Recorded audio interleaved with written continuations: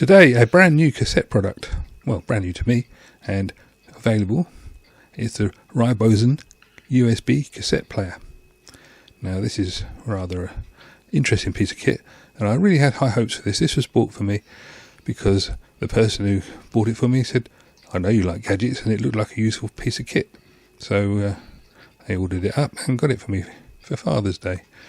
So anyway, so it's the Rybozen USB cassette player, and it's comes in a nice, well, it is a retail box, even though it looks brown because it's got all the words on it. It's got all the various country safety standards and things on it, and that's the product number and whatever. And they put a little bit of effort into the box, so that's all right. Let's just peel this off. There it goes. Yep.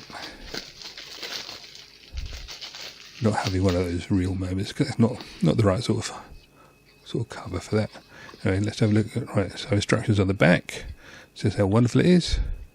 Automatically partition songs. Convert cassette tapes to MP3 and save in a flash drive.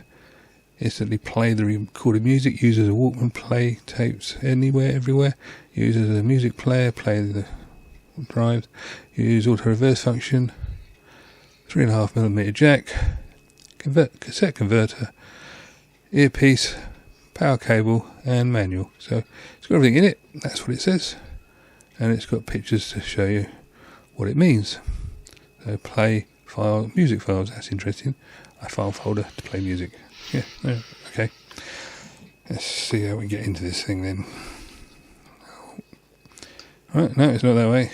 It's not that obvious. Oh, here we go. Right, pull that up and open it up and oh, that's rather nice. That looks okay. Let's get rid of the dazzle. There we go. Right, so it's got one of these very rigid plastic vacuum form lids on it. That's a bit awkward. Yep, there we go. Right, okay, that's out. And now we've just got to try and get the rest of the bits out. Let's see what that is. Right, okay. In there's let me see. Well, it's got what looks like a couple of earbuds, and a USB lead. Well, it's got a USB lead and another lead, maybe. I don't know. Has to open it and have a look. All right, okay. Yeah. Let's open it and have a look. Oh, right, okay. So that's a USB to like a barrel connector, small barrel connector. That must be what it means by the 5 volts in, and some rather flimsy in-ear headphones. Well, quite a long wire. Anyway, okay. Beggars can't be choosers. And here's the actual main unit, which I think looks quite snazzy. Now this is encouraging. I see the words there, 3-year warranty. Okay, so if you register it, you get, within 7 days, you get 3-year warranty at rybozen.com. And this is what they call a manual. Ah. Right, okay, let's have another look at that, because that thing's going to be a bit of a job.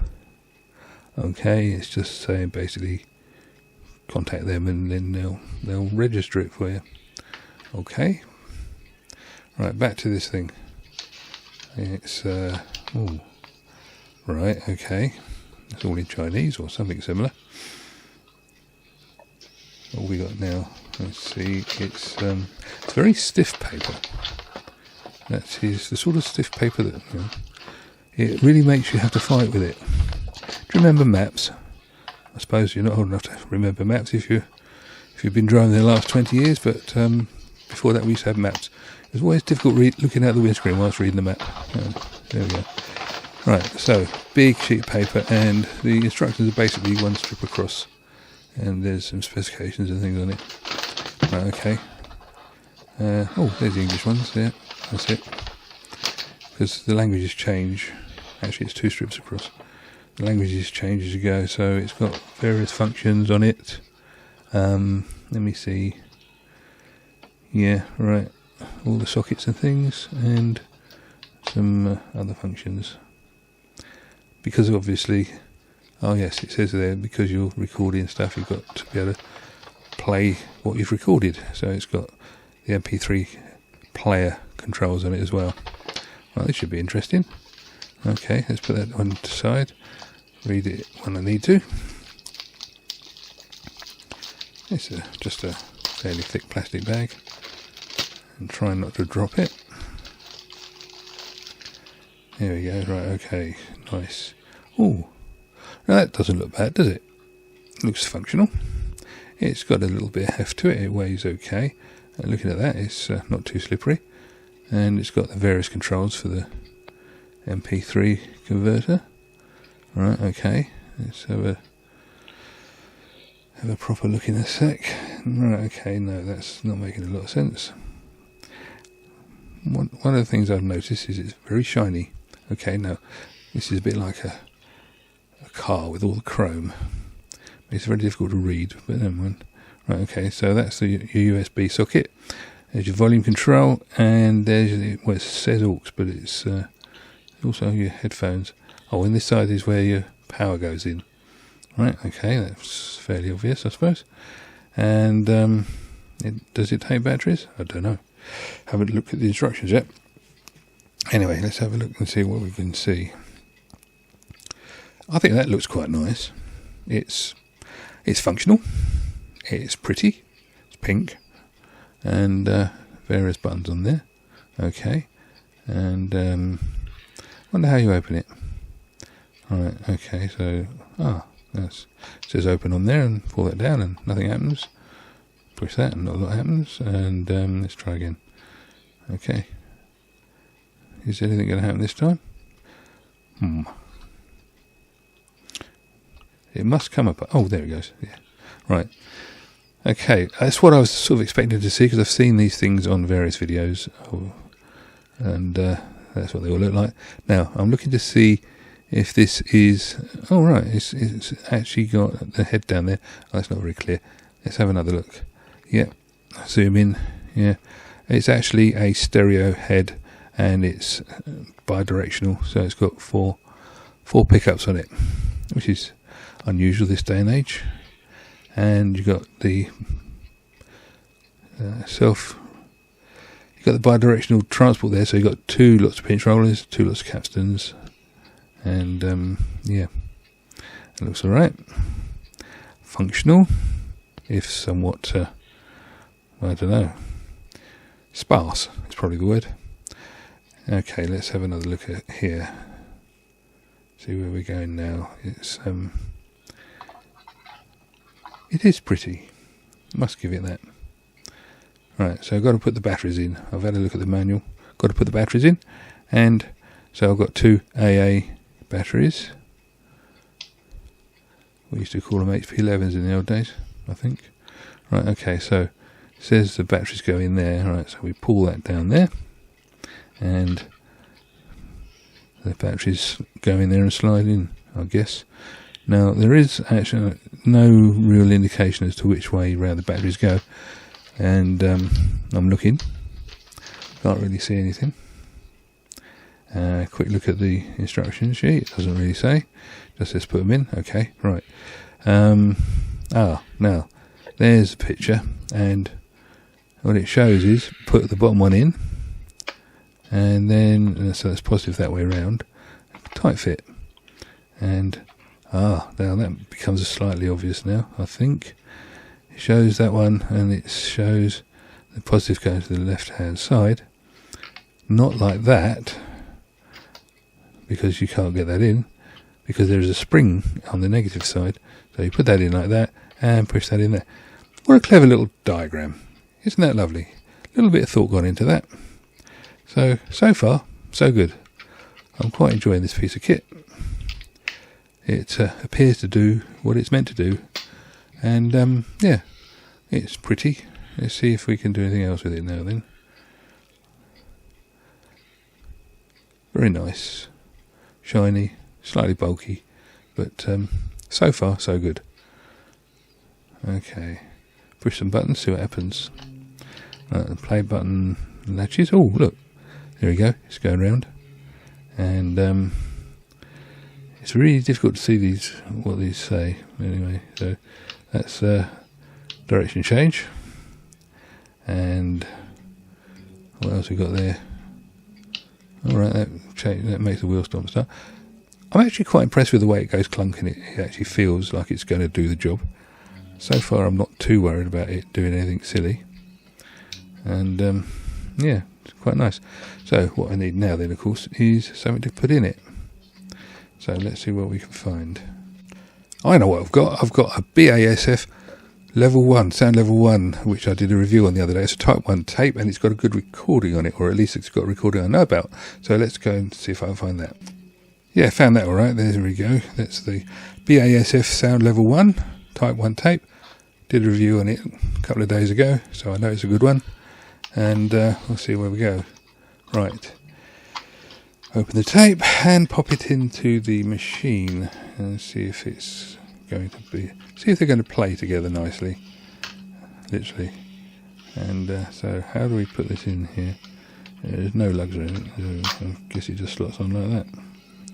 And, well, yeah, there we go. Okay.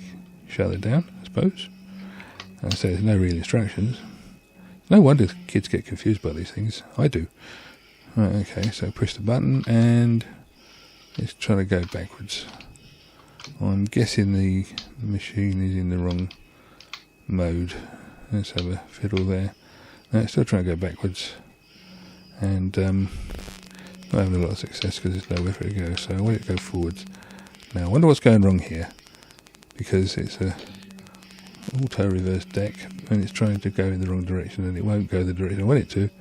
But let's push the stop and try and have a look.